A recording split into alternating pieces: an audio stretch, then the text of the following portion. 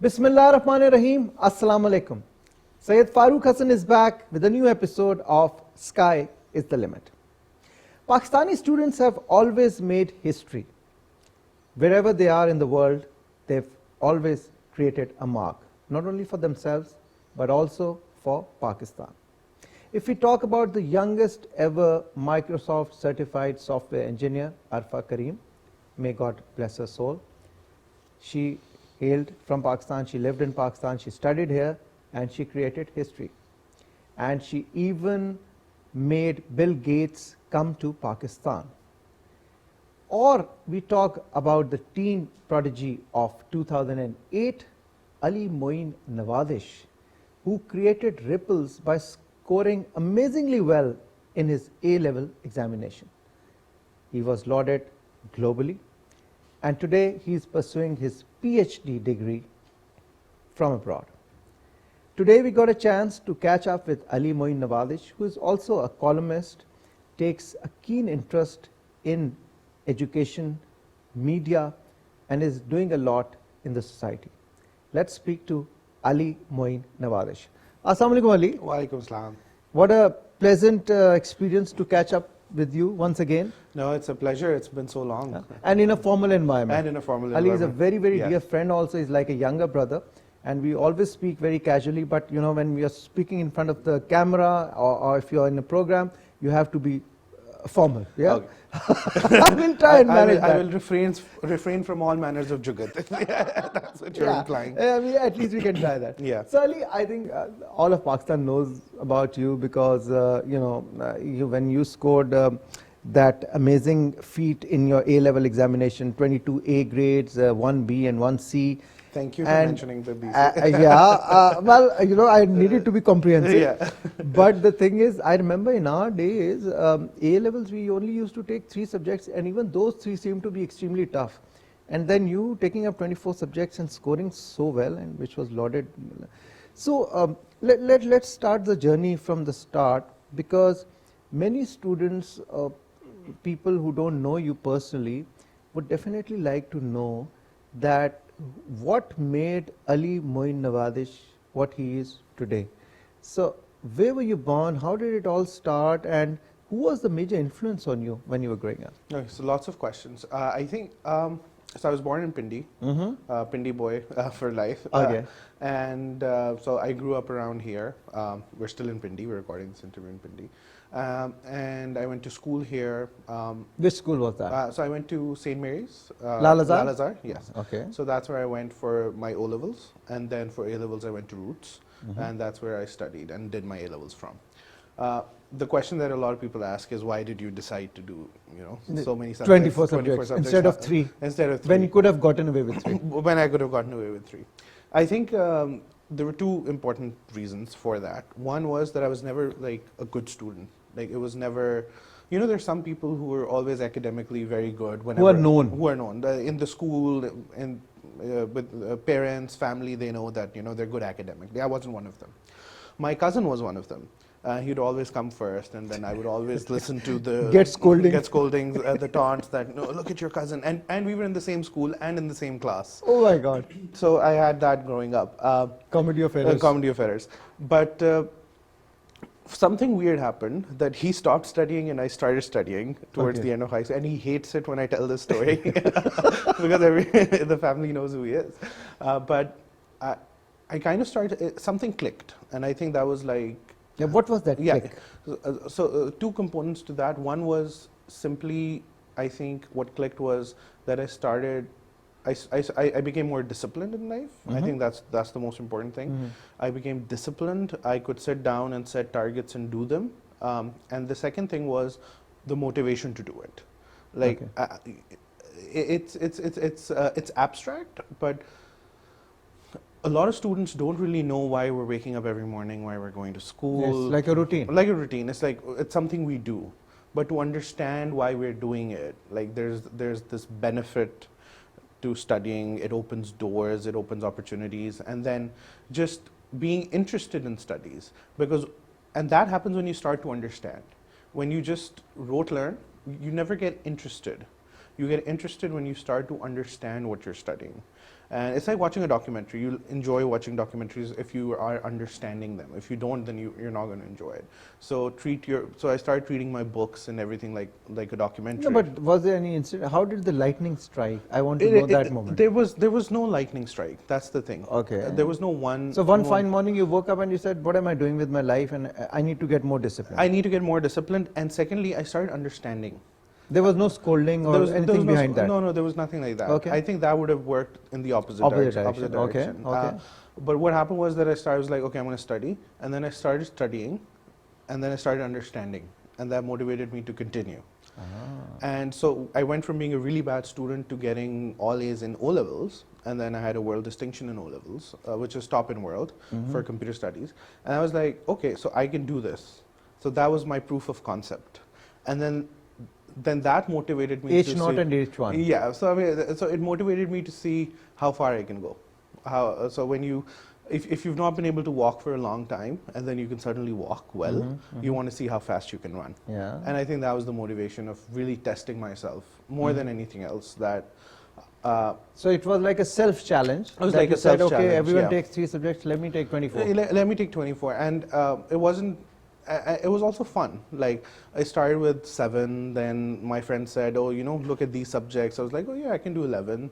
And then my friend said, okay, what about these? And then, and they went out. It went from there to there to there. And I think one thing was that I'd already gotten admission in university.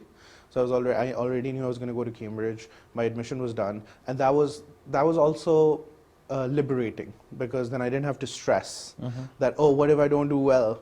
Because I had no fear of failure, because I know I was going to end up in university anyway. So that also liberates you. What's the worst thing that can happen? Yeah, okay. So prepare for the worst, hope for the best. Yeah. And that was all that liberation. And then independence from my parents. Like my parents didn't really interfere in my studies. They just left it to you. They just left it to me. They were confident that they didn't know I was taking so many subjects interestingly. I never told them. Okay. So they found out when I started giving the exams, and they were like, "Oh, why are you going to the exam hall from 8 in the morning to like 7 for so many days? For so many in the evening?" Because the hardest part was not the studying. The hardest part, I think, was actually giving the exams, because you'd go logistics. You'd go in the morning, and then you'd have 4 or 5 exams every day, because every subject had 5 to 6 papers. A-level students would know. And then just going in, logistically, managing yourself, writing through all that. But yeah, good times. Which subject did you get C in? Further math. Further add maths? Yeah, it's add maths in O-levels, Okay. and it's called further maths at A-levels. So no, you were never a number cruncher. I'm good at numbers still, but I think what happened was that further math is one of the toughest subjects to take. To take. So there was pure mathematics. There were 2-3 other maths in there. So I got A's in those, but further math, that got to me. And chemistry, I never liked that. And chemistry was the B. But that was the B, yeah. And rest all you were rest I was And okay. so you took like biology, chemistry, physics, all chemistry, the I took geography, literature in English, I took geography, history. I took English language, not literature. I took Urdu literature. I took Urdu literature, which I really enjoyed. And I took geography, applied geography, and business. So all manner of whatever. You kept all the options open. I kept all the options open, and to be honest, like one thing I tell people is that once you have enough subjects in, a lot of it becomes repetitive, whether you want it or not. Like there's a lot of overlap, right? Like geography is very similar to applied geography, and that's going to be very similar to. There was one subject that I really enjoyed. It was called travel and tourism. Travel and tourism. Travel and tourism. Okay, so that was a mixture. Okay. So that was a mixture of business and language and marketing, right? So I really enjoyed that, and so there's a lot of overlap eventually. So it makes it easier. So one thing which has really amazed me is I thought you'd say that right from grade 1 or even from nursery, you were the topper in all the classes, and you were the school proctor, and then you scored this well. That would have made sense. You just told me that you were just an average student. No, I was a bad student. Like I think You're a bad student. because in 5th grade I failed a few subjects in my midterms. Okay. And I still remember that. My God. So that's been a very important lesson for me. Yes. And that lesson's been That's what I was coming you're to. not naturally good or bad at something. It's just how much effort you have applied towards that or not. And to taste success, you have to face a loss. You have to face failure, and also I think that's the easy way out. We keep saying, "Oh, I'm not good at this." If you say I'm not good at something, you've just accepted failure and you've said that, "Okay, I'm never going to be good at this." But if you say that I am not good at this yet because I've not put in the effort, then that's another way of looking at it. And one more myth that people say is that to score this well or to create a historic record like this, you need to really study like what, 18 hours a day or something like Yeah, that? that you need to do. Is that correct? Yeah, you have to put in the work. So what's the motivation for studying for 18, like just getting 6 hours of sleep and then just... I think if you have a goal, if you're motivated to do a goal, and then that's what you eat, sleep, and breathe, right? Like so everything revolves around that. It's like someone making a new company and a startup, and they're really passionate about it, and then that's all they're going to think about. That's all they're going to do. It's like someone who's writing a novel. That's all they're going to do every day. They're going to be consumed by it. So if you can find something that consumes you to the point where you're so passionate about it, then you're gonna hopefully do it. And right now you're pursuing your PhD. Right now I'm pursuing a PhD. And what's your thesis? So I'm looking at news production. Okay, you're gonna give everyone a tough time. No, I'm gonna criticize everyone. That part we also going to come to. I've been reading your columns also. There's a certain amount of critique in most of them. We're going to talk about that also. But let's go to your school days. How many siblings are you? So we're two. I'm the younger. You're the younger. You got an elder brother? No, elder sister, unfortunately. Okay. Fortunately. Who was the major influence when you were growing up, like in your early days? Your mother or father? Who taught you more? Or So I think my mom, my dad, my sister, everyone did. My grandparents, I think they were major influence. Yeah, if you're fortunate enough to have your grandparents alive, okay, I think lessons you learn from them, simple pearls of wisdom, you can't compete. Yeah. And because my mom and dad were doctors, and doctors have a busy life, so I was mostly with my grandparents. And I think from a young age, they did tell me, the importance of studying, the importance of hard work, and they'd come from very humble beginnings. My maternal grandfather used to be a clerk in the military, and then from there, I think I learned a lot of what hard work, and then he worked hard. He made sure that his children studied, and then I saw that my mom being successful as a physician, and then all of those things, those lessons were very important. Wow. Were you a naughty kid, extrovert, introvert, social?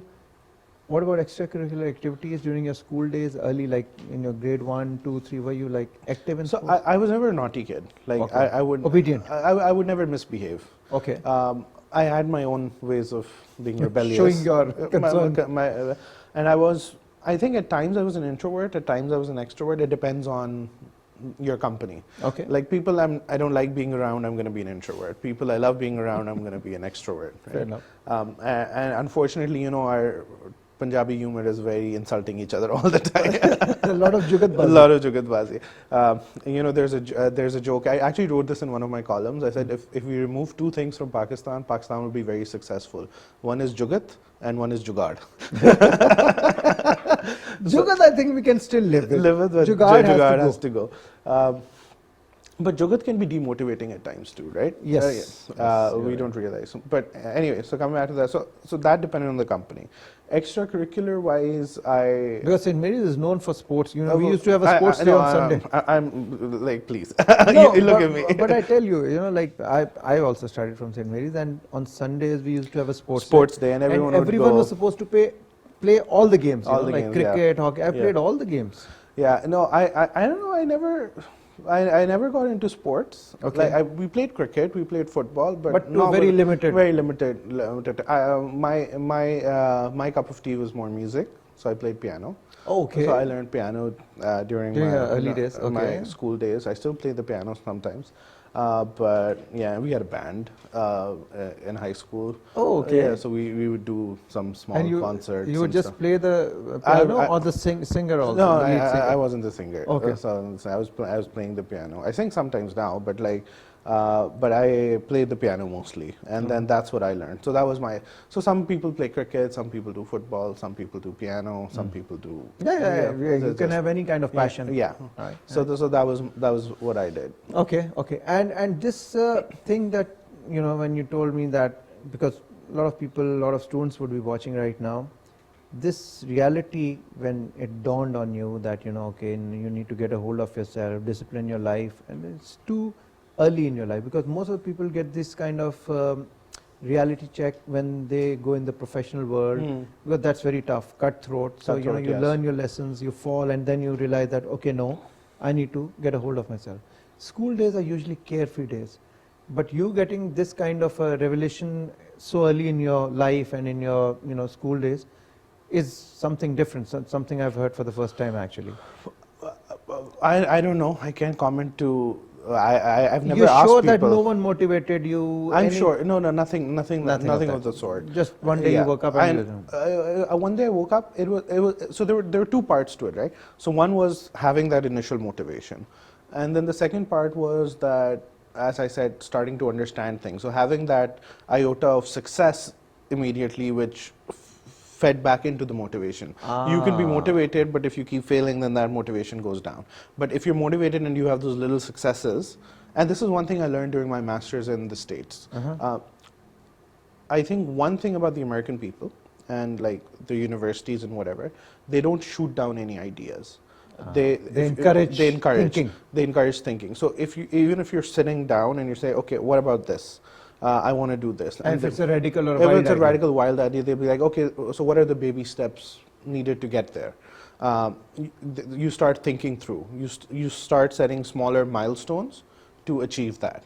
And I think that's been really important. If your feedback loop for your motivation and little bits of success keep going together, then you'll keep yourself motivated and you'll keep being successful. But if that loop breaks, then that motivation you lose. That chain breaks. Was there any peer pressure, or like being made fun of in the class that, okay, you're not in the top 10, or like from your parents or your relatives? You told me the story about your cousin, but was there any strong peer pressure? Well, I mean, my cousin, that was one thing, and then the other thing also I think was, it was. I never did that. So some people thrive in competition, and I think I'm one of those people who don't. Okay. Like competition, I had to actively black out competition. You don't take it seriously? Yeah, it depends. Like I don't want to compete with someone else. I think during high school, my thinking was if I'm going to compete with other people, that's one, I found that belittling to other people. The other thing was that I think I just wanted to compete with myself, and I think that was more liberating, just competing with yourself or having your own goal and not worrying about whatever anyone else was doing, just having those blinders on. That can be helpful, and that depends. Everyone's different, everyone's brain works differently, everyone's wired differently. These things worked for me, and what I encourage people to do is find things that work for you. What works for me might not work for you. Don't try to copy, just try to be adaptive to yourself. Adaptive to yourself, and I think know who you are. I think one of the strengths was, for me at that time, was that I knew that I don't do well in competition, so I didn't do it. I knew that for me to be motivated, I need those small wins, so I structured it to be so. And those small wins could be, I do a practice paper and I do well in it, so that's a small win. So that worked for me. So whatever works for you, you have to figure out what works for you. So how did your life change, or what changes did it bring to yourself when overnight, you started performing well, you scored well in O-levels, then you created world record in A-levels, a lot of media projection, your parents would be happy, your family, your cousin, my cousin. How did it change you? Like, I'm sure you would have been elated, but did it change your mindset? So I think one of the good things that happened was that the media attention was delayed. So like the A-levels had happened, I'd gone to university, I was 7 months into university. Oh, okay. And so I'd forgotten about A-levels, right? Okay. So what happened was that someone in the university, one of the reporters for the university newspaper, they do this thing called the Varsity. Varsity is the newspaper at Cambridge. And they do this thing called the Varsity Top 100. And so someone just submitted my profile that, oh, you know, Ali did so many A-levels. And then they'd emailed me some questions that I had missed. So they had just written a one-liner that he did 24 A-level subjects, and that's a world record, and that's it. So everyone else had this long profile, and I had that one-liner, just one line. Okay. And maybe that made it stand out, because then a lot of... So that story was picked up by British media. So and then it came to Pakistan. then it came to Pakistan. So that's how it actually happened. And the good thing was, one, being at Cambridge was very humbling, because you go from here thinking, oh, you know, I'm the best in my school, and I'm the top of my class, and then everyone else there is the best in their school, and then they're top of their class. So it's a humbling experience, one. And for Pakistanis, I think for us, we're spoiled here anyway. Like, we don't have to do a lot of the things that other students do. We don't have to do chores. We don't have to make our beds and dishes. And so you have to figure that out. So you have to figure that out too, which I think is a shame. I think parents should encourage their kids to be independent. To be independent. And then secondly, so one, I was humbled there already. And then the second thing was the university was very good at shielding me and being supportive and telling me to stay on track, to not get wrapped up in everything. Don't take it to your head. Yeah, don't take it, like, don't become a hot air balloon.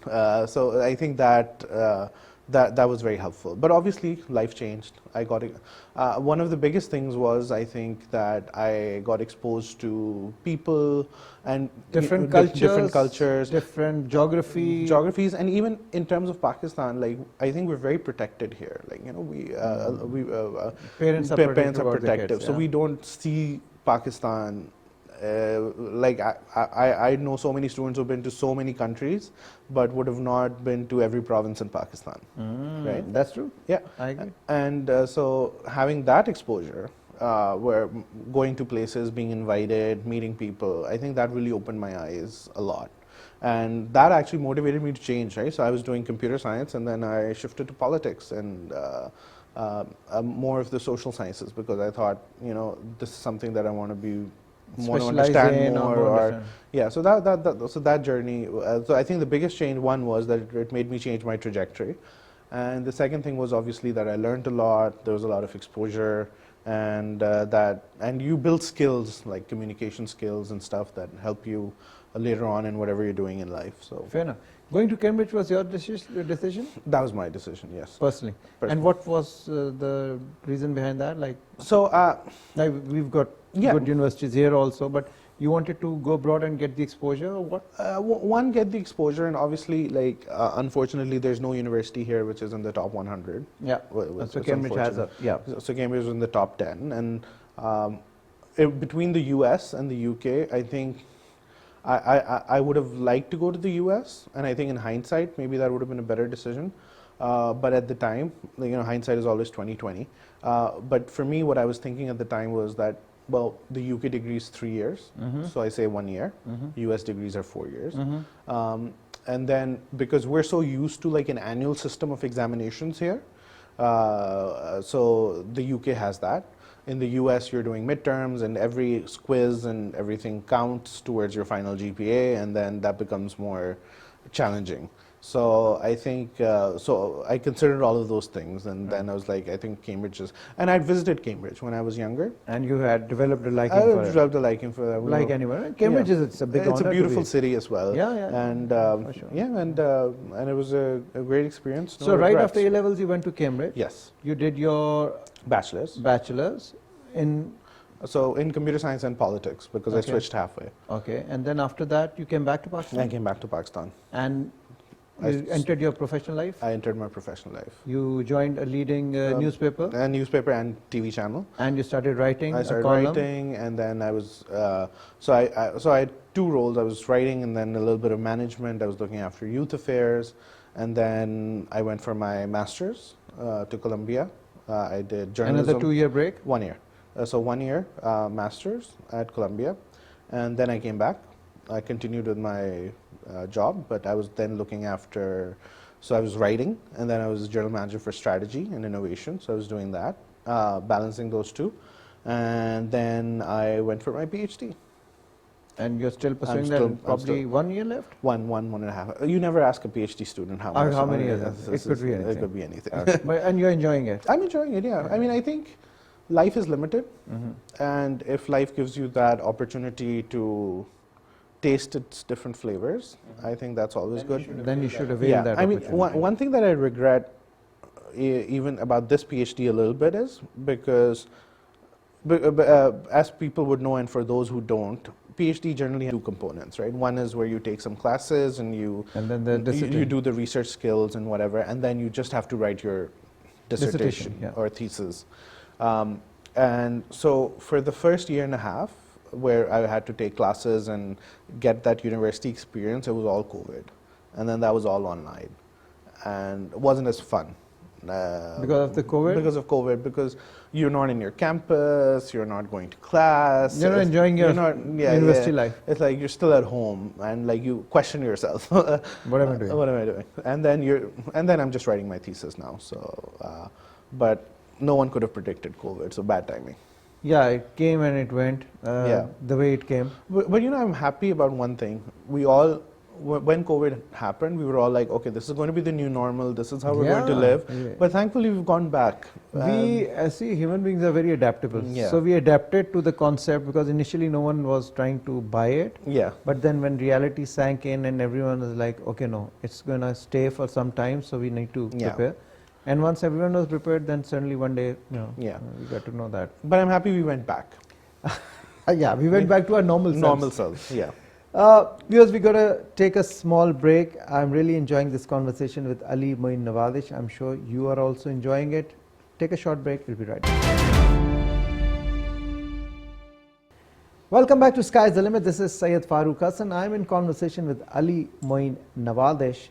Ali, you came back from Cambridge after doing your bachelor's and you decided to start your professional life. Yeah. Now, having both parents as doctors, as one would expect that you would have become a doctor and taken over the legacy. Yeah. But you had some other plans. So, both my parents and my sister. And your sister's a doctor My too. sister's a doctor too. Okay. So, I'm not going to lie, like that was, you have this constant struggle. Should I become a doctor? And there must be pressure from your parents also. There wasn't any pressure from them. But what happens is that, you know, there's a reason why children of doctors become doctors, children of businessmen become businessmen, or children of politicians become politicians for that matter. The empire has to be strengthened. The empire has to be strengthened, and also I think you learn. You see something growing up, you learn. Like I know what a doctor's routine is, how they work. You develop a passion also. You can develop a passion, but I think also it's because you know, it's familiar. That's an important thing. For the son of a doctor to be a businessman, he has to learn everything because you've not learned from the family. So I ventured out and for me, I think the biggest thing was that being a doctor is a great and noble thing, but I couldn't confine myself to one clinic where I'm just sitting every day. People are coming, I'm checking them. I couldn't have that stagnant life. For me, I like life in which you can travel on the go, on the move, a little more exciting. So I think that was one of the biggest motivations that I didn't become a doctor. But there was no pressure, and there were times that I thought about it. I even thought after my bachelor's maybe I'll go do medicine. Oh, okay. Yeah, but I was like, no, because in a lot of countries, like even in the States or Canada, you become a doctor after doing your bachelor's. So you do your bachelor's and then. So you still had time. Yeah. So and then medicine is a professional degree. Here you directly go into MBBS and. After intermediate. After intermediate. So I still had that option that I wrangled with, but no, I came out of that. So I decided. You came back from Cambridge. Came back from Cambridge, and chance meetings. So I had a chance meeting, and then I entered the media, and I didn't want to do just one thing, so I did start some of my own businesses as well. and that's what I did until my master's. And you went into school business? Yeah, so business slash I was always passionate. Like Education. I would go talk to students, and I genuinely thought that I could help people find their passion or motivate them. And so I was like, okay, I'll start a school, and I had a lovely time. But I think there were two things that were the biggest impediment. One was that I think I wasn't cut out for business. Okay. Especially because in an education business, like you have to balance. You have to balance being a teacher, And an administrator and or an a administrator owner. or an owner. Like I know what typically schools do. If someone isn't paying their school fees, you'd kick them out, and I couldn't do that. I found that morally reprehensible. Yeah. But the day I decided, okay, I'm quitting this business, is because we had this one student I won't name, but they had due spending for like 8-9 months, and with a small school, even if one Revenue is person's not there, revenue is it not there, makes problems. it becomes difficult. And then I requested their parents that you haven't paid in 8 to 9 months. I'm not one to kick your child out, but it's becoming very difficult, especially it's our first year. We started the business. It's becoming difficult to sustain. And they're like, oh, well, I'm going on a shopping trip to the States, so when I'm back, I'll think about it. And I'm like, I don't want to do this. So, right. So one was, I think, that aspect of not being cutthroat, that you need to be in business. And the second thing was, I think, what my expectation was to help people be better version of themselves, or find that motivation. And I think what parents thought was, okay, so Ali did all these A-levels and he made a school, so my son should do as well, right? And then that's not possible. You can't just replicate yourself and put then everyone. Yeah. So, and the third thing was that the reason I escaped medicine was the same reason that I got that I was stuck, because I didn't want to have the same routine every day of my life. The routine, mundane. The mundane. So I think that monotony after 3-4 years was like got to me. And then I think all decisions happen for a good reason. So I took the decision to be like, okay, I think I've had a good run. I'm done. And then COVID happened. So had I not taken that decision, I would have been forced to take that decision anyway. By default. So you took it timely. So I took it timely. So that was that aspect. And then the media aspect I enjoyed. I still enjoy. Okay. Yeah. So you started writing also, a column. Now, was that thing, writing was one of your fortes? Like, was it your strong point, or is it something you developed over time? So I always loved writing. I always wrote, even during high school. I was good at writing. I'd write essays. I'd write in competitions. So I knew I was good at writing, and I think that kind of automatically translates. And at university, when you're doing a degree, you're writing and you're writing essays and theses. And you were writing on social issues, right? Social issues and politics. Politics also. Yeah. More social issues, less politics. Now it's more politics. Less social issues. I can see a politician in the making. No. Well, we'll see. But so I enjoyed writing. I think it's about having a voice. But I think that's also changed, because now people don't like to read as much. Like I remember even 10 years ago, like I remember people read. People read newspapers, people would read. Now people prefer to watch TikToks or YouTube, and it's social media has really drastically altered the world's course. Altered the world. And some things are really great, but I think what columns or longer form journalism did was that you could deep dive into issues, which you can't on TikTok and YouTube. Yeah, and obviously. I think 30 seconds, 30 seconds or 1 minute, or even 10 minutes. Like you can't deeply understand, analyze, and critically think about things. And I think critical thinking skills in our society have definitely gotten worse. Okay. Not just from people I read, but people I meet, but even students. Right? They're not reading anymore. They're not reading books. They're not reading the news. They're just watching things and consuming things, and because there's so much out there to consume all the time, it's a little sad. And I think people need to get back to a little bit of And reading. specifically non-productive, social media viewership is Like memes all the time. time Right? Like waste. how many? Like I can sit even I'm sure we do that too. I We sit enjoy for hours memes. and hours Yeah, and yeah, we keep yeah. watching, but then you're That's not waste really, of time. that You're not really gained using it anything. productively. Yeah. But were you an avid reader during your school days also? Yeah. Besides your textbooks? Yeah, I loved reading. I think I read books. On I read- politics also? So that came at university. Mhm. That part came at university, not as much in high school.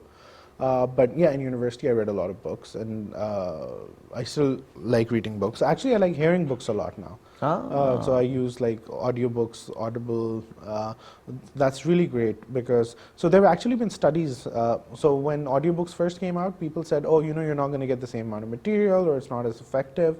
So universities actually went out and did studies to see if audiobooks were as good as reading regular Okay. books. And it was positive. It was more or less the same. So because when you're driving, like if your commute is 30 minutes, you're just wasting your time. Either you're going to listen to music, so why not just read a book? Right. Your articles have been till today, and I'm sure in future also, thought-provoking, right? You put a lot of effort in them, you put a lot of thought in that. Did you have any guide or any mentor in that field, or was it just your own thoughts translated on a piece of paper? So I think no, I think definitely I had mentors, especially in terms of Urdu. Like my Urdu, I learned in A-levels because I took literature. Yeah. So that was a journey where I had to get good at Urdu with time.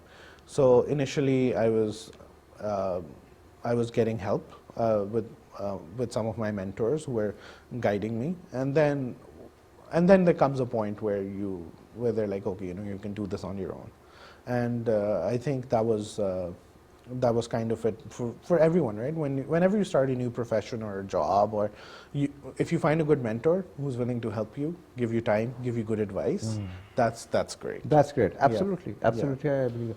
So, when you started your job, in this media house and as a journalist, and then coming into electronic media also, you got a lot of exposure in the media field, and that must have prompted you to pursue your PhD that you're doing right now. Yeah, I mean It was like a build-up. It was a build-up, right? Also for my master's, right?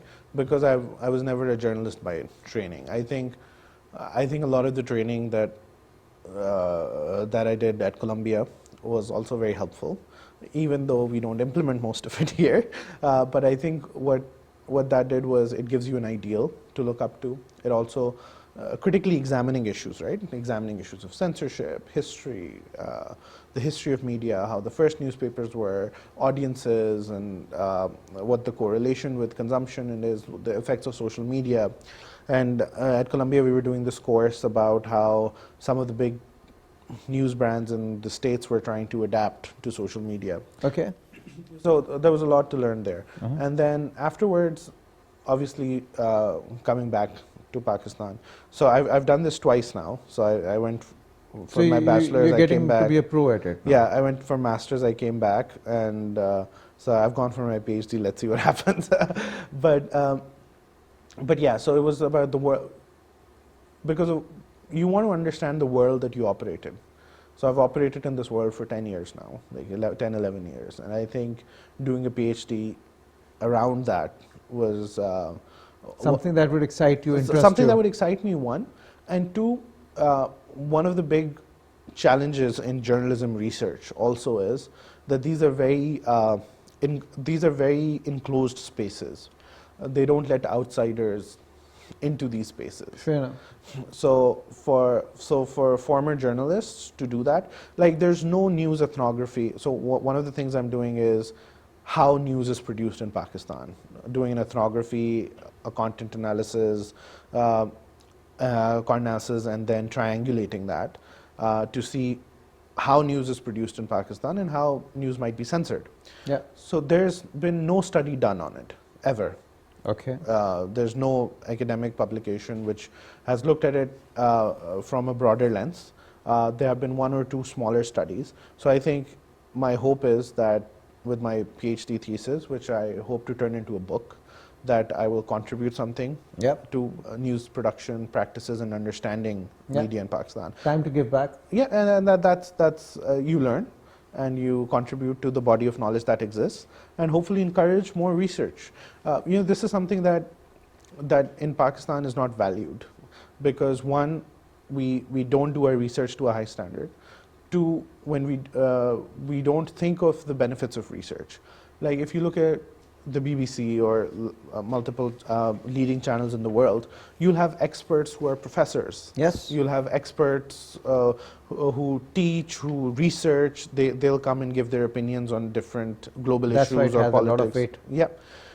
Here we don't, right? Here we're There's just, no prescribed criterion for appearing on TV appearing and on giving TV, your yeah. expert opinion. Yeah. Yeah. And so being that expert. So hopefully we can create some expert knowledge Yeah. on the country. So lately we've noticed a trend, a changing trend, and a lot of youngsters have stepped into active politics. You've been associated, you've been writing about it, you have a keen eye on politics and the society.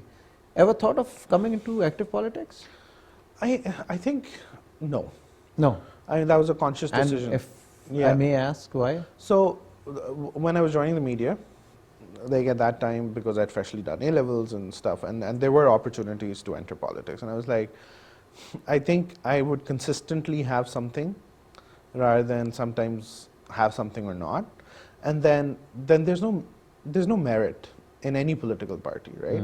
Like you can't, like I've been looking at the Canadian political system because I'm living in Canada. Justin Trudeau, Justin Trudeau is a bad example because obviously his father was a prime minister before. But looking at the other guy, the opposition leader, Poilievre, he just joined the Conservative Party from the grassroots, came all the way up, was an MP, then became a minister, and now he's the next prime minister in waiting. So you start from the bottom and you come up. I think that's just not possible. So grassroots development is essential. Grassroots development is essential, and the other thing is that you say that a lot of youngsters are taking part in active politics, which I think is great. We need that participation. But I think there should be two big caveats to that. Okay. One is that politics alone is not the solution to our problems. Yeah. Right? We just like to think we have this messiah complex. If just if we get one good politician and he'll change everything, that's not possible. We as a society have to rise. And then the second part of it is that politics should not lead to toxicity. It should not lead to hate.